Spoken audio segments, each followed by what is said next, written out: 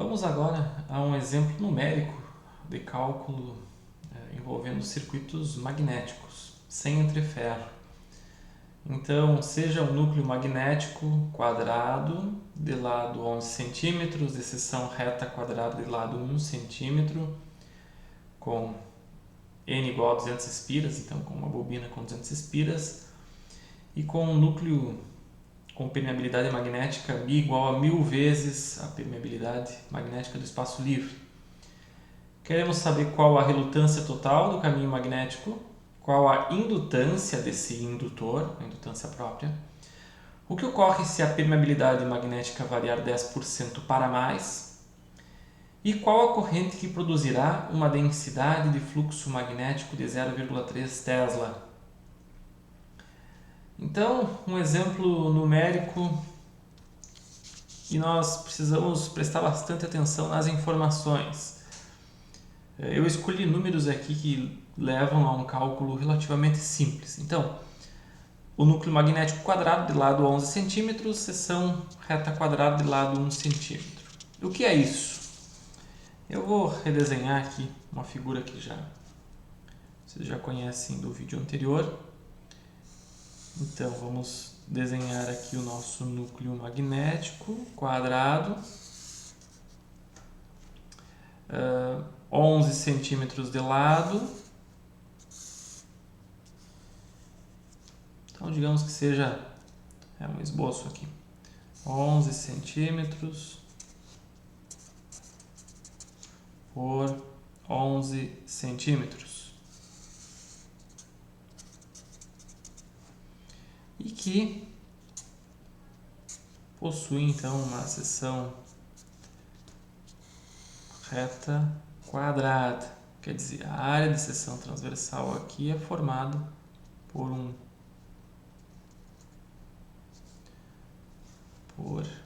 quadrado que tem 1 centímetro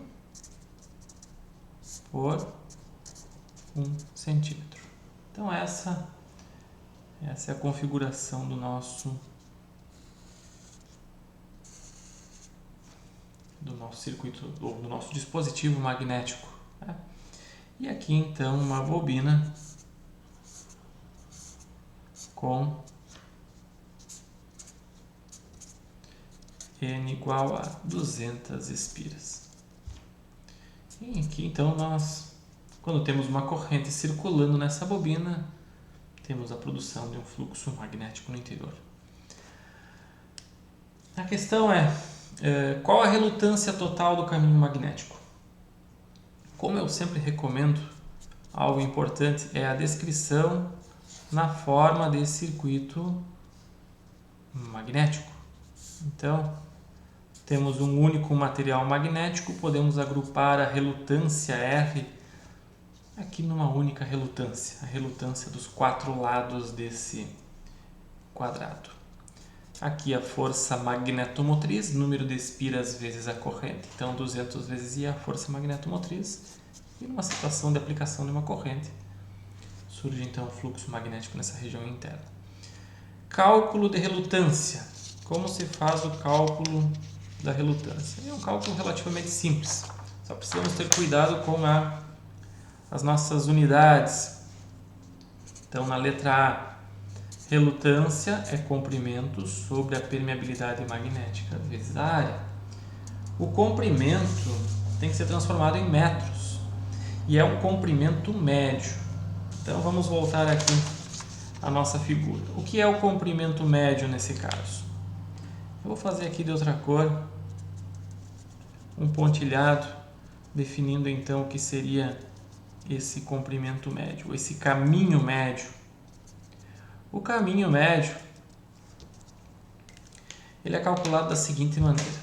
Se nós temos um dispositivo, digamos, nesse lado, 11 centímetros, e aqui nós temos 1 centímetro desse lado e 1 centímetro do outro lado, então nós desprezamos meio centímetro daqui e desprezamos meio centímetro daqui, resultando então num comprimento médio desse ponto até esse ponto de 10 centímetros. Então esse é o comprimento médio. E isso acontece também nos outros lados. Então, aqui 11 centímetros, desprezando meio centímetro e meio centímetro, aqui nós temos 10 centímetros e assim por diante. Então, o comprimento médio é 40 centímetros, ou 10 vezes 4, que é igual a 0,4 metros. Nós precisamos utilizar as unidades de metro para dimensão. Tá?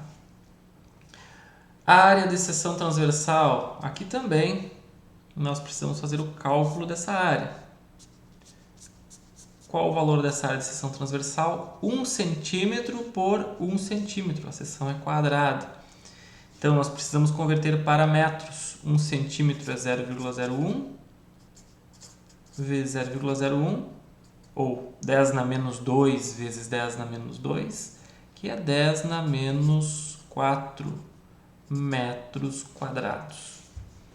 Então, aqui nós temos a informação do comprimento médio, que nesse dispositivo aqui, nesse indutor, né, é 40 centímetros, e aqui a área de seção transversal com uma área de 10 na menos 4 metros quadrados. Então essas são as informações necessárias para o cálculo da relutância. Comprimento 0,4 dividido por permeabilidade magnética 1000 vezes μ0. μ0 é 4π vezes 10 na menos 7. Vezes a área de seção transversal, que é 10 na menos 4. Então aqui nós podemos calcular o valor numérico, não tem problema nenhum. Ou também podemos deixar em função de μ0. Facilita um pouco nossos cálculos e lá no final nós podemos substituir pelo valor de μ0. Senão vai ficar aqui um valor 10 a menos 11, enfim, um valor muito elevado aqui. Então, escrevendo em função de μ0, aqui fica 10 na 3. Aqui é 10 na menos 4, então fica 10 na menos 1 no denominador. Com 10 na menos 1 vezes 4 aqui no numerador, também cancelamos. Então, o resultado fica 4 sobre μ0. Podemos escrever, então, a relutância deixando em função do μ0. Ampere espira por Weber. Então, essa é a relutância magnética total do circuito magnético. Então, temos o valor de R definido para esse dispositivo. Agora, qual a indutância? Como calculamos a indutância? A indutância é calculada simplesmente fazendo o número de espiras ao quadrado dividido pela relutância. Então, o nosso cálculo de indutância ficou extremamente simples. Número de espiras do enunciado, 200 espiras ao quadrado dividido por relutância, 4 sobre μ0. Então, o μ0 aparece no numerador aqui da expressão. Isso é o mesmo que 400, ou 4 vezes 10 na 4, porque se isso é 2 vezes 10 na 2, elevado ao quadrado fica 4 vezes 10 na 4, dividido por 4. E esse μ0, se vocês calcularem 4π vezes 10 na menos 7, ele tem o valor de 1,256637, valor aproximado, vezes 10 na menos 6. Então, aqui também temos uma simplificação, 4 cancela com o 4, 10 na 4, aqui também simplifica, fica menos 2. E então, se nós mudarmos uma casa para a direita, nós colocamos menos 3 e o valor da indutância é 12,566 milihenry. Então aqui temos o valor da relutância, aqui o valor da indutância desse indutor. Uma indutância elevada. Então a indutância tem um valor significativo, num arranjo de um indutor relativamente pequeno. Mas aqui tem alguns problemas que eu quero chamar a atenção, que estão relacionados a esse tipo de núcleo. Nos núcleos sem entreferro, onde nós temos um material inteiro, nós conseguimos valor de indutância elevado. Mas um dos problemas aparece na letra C, que é o que ocorre se a permeabilidade magnética variar 10% para mais. Então, se μ for igual a 1,1 vezes μ0, o que acontece nessa situação? Aqui temos então 10% para mais dessa permeabilidade magnética. Se nós olharmos para a expressão do cálculo da relutância, a permeabilidade magnética maior implica numa redução da relutância. Então, o meio magnético fica com menor dificuldade a passagem das linhas de campo. Então, um dos efeitos é o aumento da permeabilidade, implica em diminuição da relutância. Diminui a relutância. E o outro efeito aparece no cálculo da indutância. Então, se diminui a relutância, vai aumentar a indutância. Então, como L é 10⁴ μ0, é isso que sobra aqui, μ0 vezes 10⁴.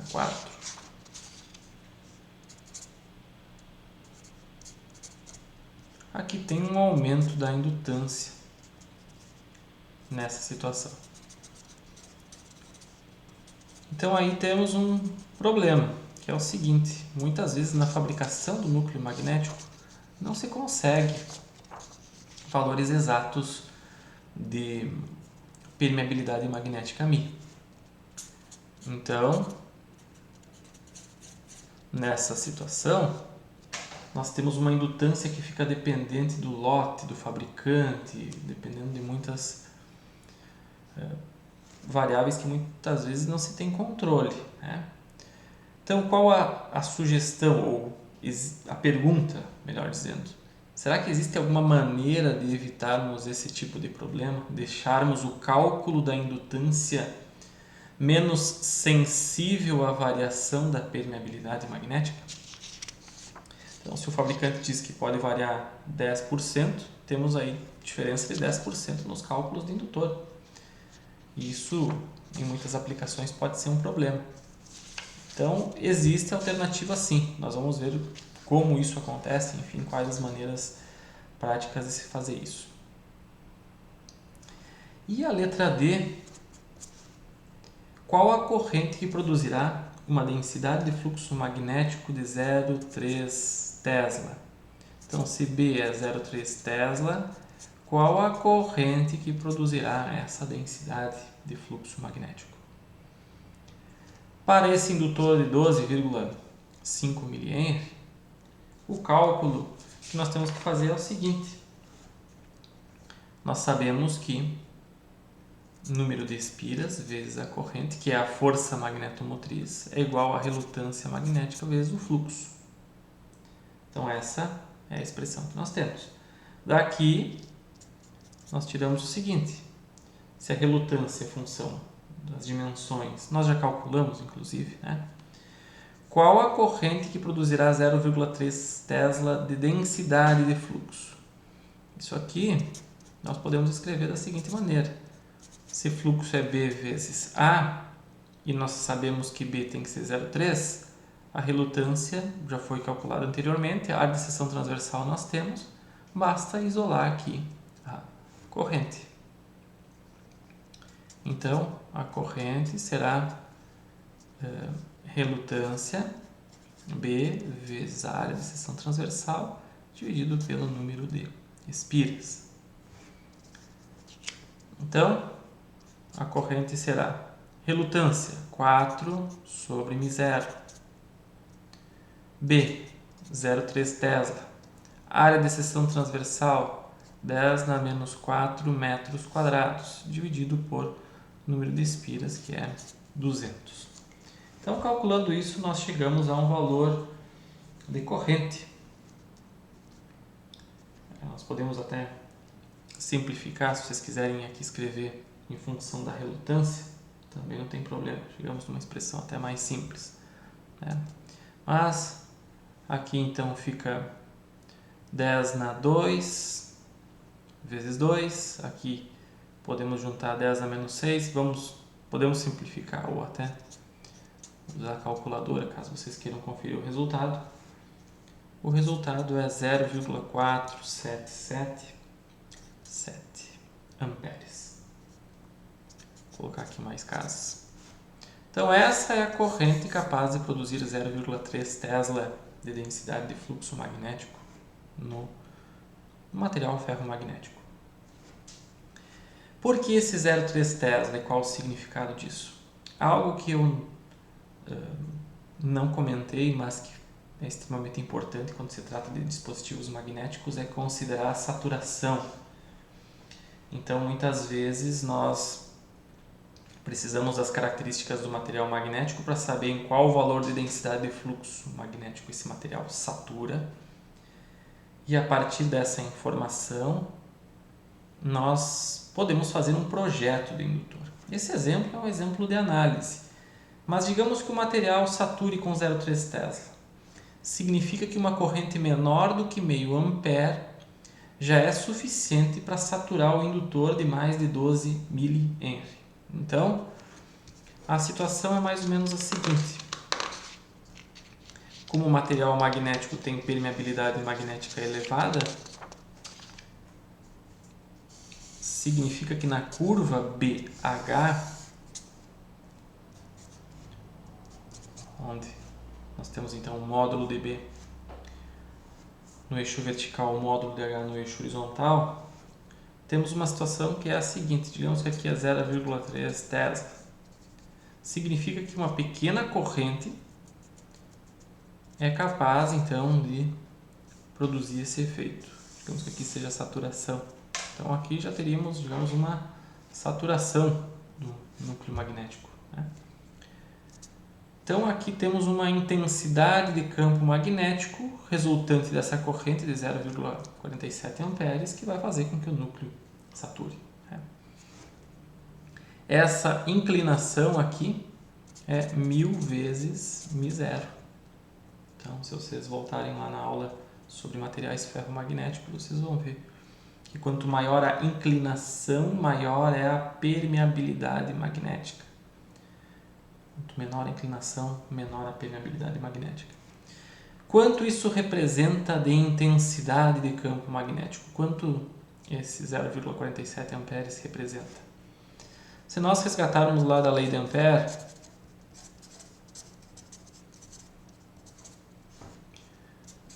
H escalar de L ao longo de um caminho fechado, ou H vezes L no caso desse caminho, é igual ao número de espiras vezes a corrente. Então, H é 200 vezes, ou vou colocar aqui, N vezes I dividido por L, que é 200 vezes 0,47,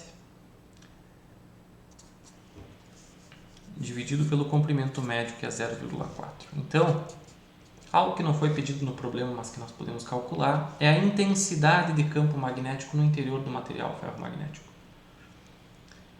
que vai ser, então, um valor de 238,73 ampere por metro. Não coloco a notação vetorial aqui porque é na direção do campo produzido internamente. Então, esse valor aqui é 238,73 ampere por metro, que equivale então a 0,3 Tesla no interior desse circuito magnético sem entreferro. Então, esse é um exemplo onde eu trato de uma análise passo a passo do que acontece quando nós temos um material magnético inteiro sem entre-ferro. Muitos fabricantes, por exemplo, de toroides ou até de outros formatos de material magnético, já nos fornece algum valor de relutância e dentro de uma certa faixa de tolerância, nós podemos então simplesmente calculando o número de espiras ao quadrado dividido pela relutância calcular o valor da indutância, né? Simplificando bastante o cálculo. Qual a alternativa para se evitar ou que permita uma corrente maior na bobina sem que se atinja o valor de 0,3 Tesla? Uma alternativa seria escolhendo um outro material magnético com permeabilidade menor.